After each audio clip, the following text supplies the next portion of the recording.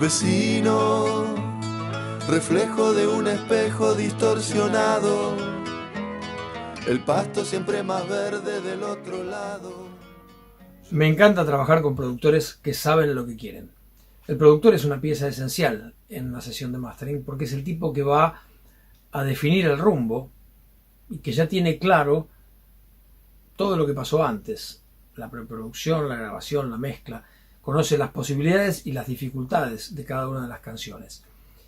Entonces ayuda muchísimo que un productor con experiencia, con talento, con buen gusto y sobre todo con una idea clara de a dónde quiere llegar, colabore en la sesión, porque toda esa es información que para el ingeniero de mastering va a ser muy valiosa.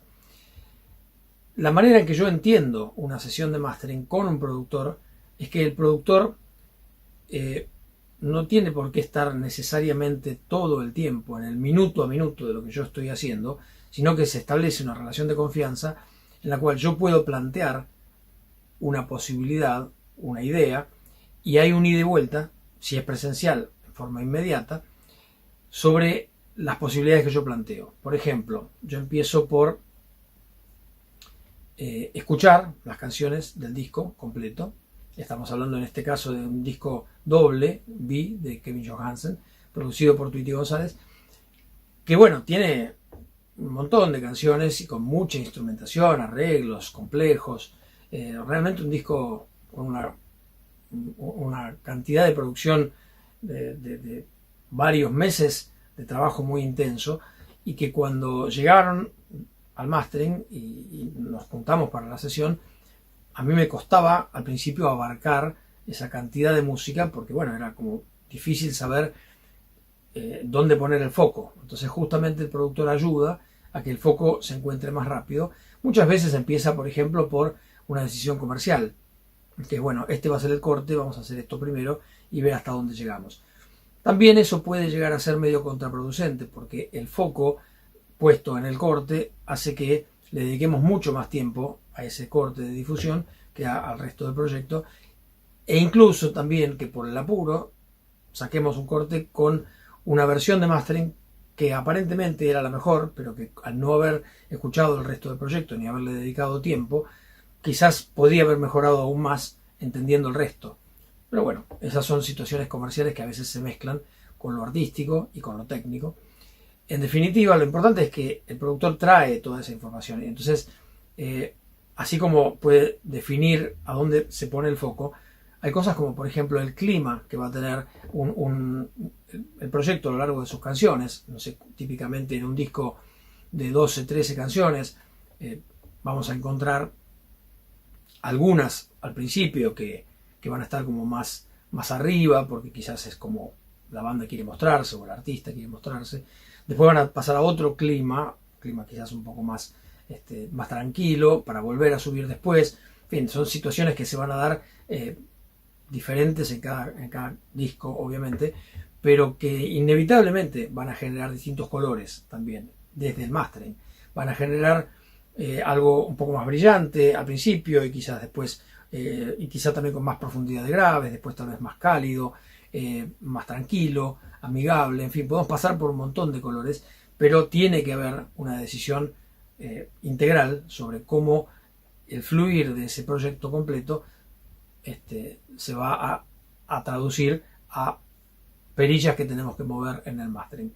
Entonces, ¿cómo empieza mi sesión? Escuchando todo, de punta a punta. Hago una escucha completa con concentración total, es decir, no dejando que nada intervenga, ni alguien que me hable, ni un teléfono, ni nada, porque esa información es vital para la sesión de mastering. Si yo escucho las canciones de punta a punta y de eso obtengo cuáles son las que mejor suenan, las que peor suenan, y cómo entre sí aparecen esas diferencias, tratando de escucharlas también, si es posible, en el orden en el que van a ir después en el proyecto, eso me da una idea muy avanzada de cómo encarar la sesión de mastering. Y probablemente voy a tomar la que mejor suene, que es la que me va a permitir llevar el estándar de calidad de sonido lo más alto posible, y hacer un par de pruebas, un par de muestras de por dónde debería ir el mastering, en mi opinión, lo que podríamos definir los dos costados de la ruta, ¿sí? Entonces planteo eso, se lo hago escuchar al productor. Si el productor está en la sesión, es simplemente un vamos por acá o vamos por allá. O no vamos por ninguno de estos dos lados, hagamos una tercera opción. Pero son decisiones muy rápidas. Cuando el productor no está presente, eso es mandárselo en un WeTransfer o en lo que fuera y hacer que el productor escuche y me dé su opinión, lo cual me podría frenar el mastering hasta que tenga alguna decisión. Mucho peor todavía es cuando el productor está presente pero no sabe lo que quiere, porque en ese caso podríamos llegar a ir a un lugar con mucho convencimiento, mucha convicción, y después resulta que ese lugar sonoro no funciona. Eso ha pasado miles de veces, porque bueno, estamos en la sesión y parece que funciona algo, después se lo lleva, pero en realidad en mi estudio son otra cosa. Bueno, ahí es donde también uno, basado en la confianza, puede decir, prefiero que lo escuches en tu estudio y no tomemos ninguna decisión acá. Incluso llegar al punto de decirle al productor, no me sirve que estés acá escuchando porque lo que está pasando acá no es referencia para vos, es referencia para mí porque conozco cómo suena, pero no para el productor que no viene nunca o que viene una vez por año. Justamente en el caso de Tweety, de haber trabajado juntos casi 30 años, sé perfectamente cuándo pedirle que esté y cuándo no, y él también sabe cuándo venir y cuándo no, y eso es lo que genera una relación de muchos años. A mí me gustan esos productores que no abandonan, que no aflojan hasta que se termina el disco o el proyecto, que casualmente también son esos que llegan a la sesión después de semanas o meses de estar trabajando y te dicen nunca más voy a hacer un disco como este. Y a los 2 meses lo están haciendo de vuelta con otro artista porque es lo que saben hacer. Entonces, me encanta esa gente. Me gusta cuando el productor le aporta algo realmente valioso, que muchas veces tiene que ver con algo que él está escuchando y que tiene en su cabeza y que es una sonoridad especial a la que quiere llegar, pero que no es fácil de encontrar. Entonces, a veces los cambios son tan mínimos que si uno se pone a escuchar las diferentes versiones de mastering, parece que no cambió nada. Sin embargo, esa sutileza hace toda la diferencia. Con esa gente me gusta trabajar. Y como en el ejemplo que voy a mostrar ahora, que hicimos 10 versiones de mastering de una misma canción, bueno, uno podría pensar que la diferencia es tan sutil que no vale la pena. Sin embargo, en la progresión de esas 10 versiones de mastering, fuimos encontrando la sonoridad perfecta para esa canción. Y para el productor eso hizo toda la diferencia. Entonces me alegra y me enorgullece trabajar en un proyecto donde el que está del otro lado está realmente escuchando. Y no cuando es simplemente mandarlo a masterizar y que venga lo que venga y va a estar bien. Porque está bueno confiar en tu equipo de trabajo, pero la responsabilidad en última instancia siempre es del productor. Entonces bueno, vamos a escuchar este ejemplo y a ver qué les parece. Bueno, en el caso de mastering que estoy terminando, que terminé hace poquito, es un productor norteamericano que tiene varias canciones en su proyecto, pero esta en particular iba a ser el corte. Entonces tenía una idea muy específica de cómo quería que suene y por empezar hicimos 4 versiones de mezcla. Le pedí que hiciera retoques donde la diferencia entre la primera y la segunda es bastante notable porque la primera ya venía un poco apretada, entonces le pedí que la bajara de volumen. La primera suena de esta forma.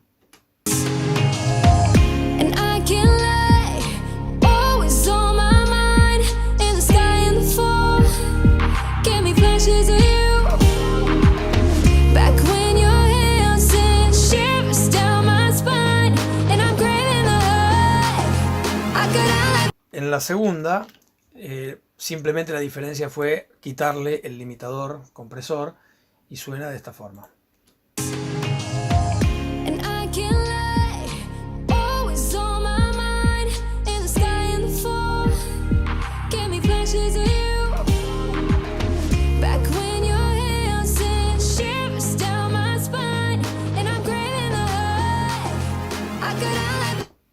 A partir de ahí, la tercera versión y la cuarta son diferencias menores de color, sutilezas que yo le fui pidiendo, hasta que llegamos a una mezcla que nos convencía a los dos. Insisto, estoy hablando de un productor con mucha experiencia y con muy buen oído que realmente sabía lo que quería. Entonces no me molestó para nada seguir trabajando en las versiones de mastering. Acá ven que llegamos a 10 versiones de mastering. Yo las ordeno siempre de abajo hacia arriba, porque la 1, que es la primera que hago, va bajando en la medida que no es la versión aprobada y se van superponiendo otras arriba hasta que llegamos a la versión definitiva, en este caso la número 10. Pero si escuchan la diferencia entre la versión 1 y la 10, no es tan significativa. La versión 1 suena de esta manera.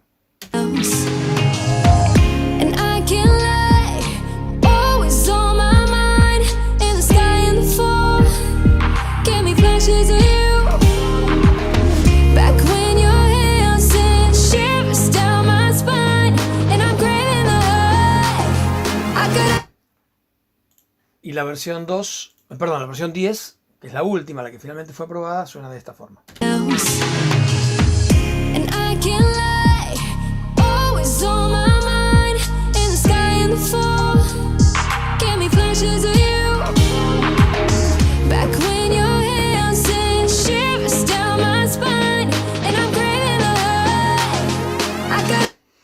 La diferencia fundamentalmente está en la naturalidad con la que pega el bombo, sí que está, digamos, usé un método de compresión diferente, lo fui cambiando a medida que iban pasando las versiones de mastering para encontrar algo que no generara una bola de medios graves. También como fue cambiando la mezcla, obviamente se fue simplificando el proceso y en las últimas 3 o 4 versiones de mastering ya las diferencias son absolutamente mínimas. Pero bueno, era muy importante que se mantenga la dinámica y que la estructura de ganancia que yo fui usando a lo largo de todo el proceso se fue adaptando a la necesidad de la mezcla. Es decir, que pudiera crecer en el estribillo, pero siguiera teniendo buen peso y buena presencia en los versos. Y bueno, esencialmente las diferencias pasan por ahí y por mantener la calidez del brillo sin que se ponga estridente. O sea que, como ven, si, digamos, para la mayoría de los productores esto no justifica 10 versiones de mastering, en este caso sí, y creo que tenía sentido porque definitivamente se estaba buscando un objetivo y se logró. Bueno, espero que les haya servido. Nos vemos en la próxima. Chao.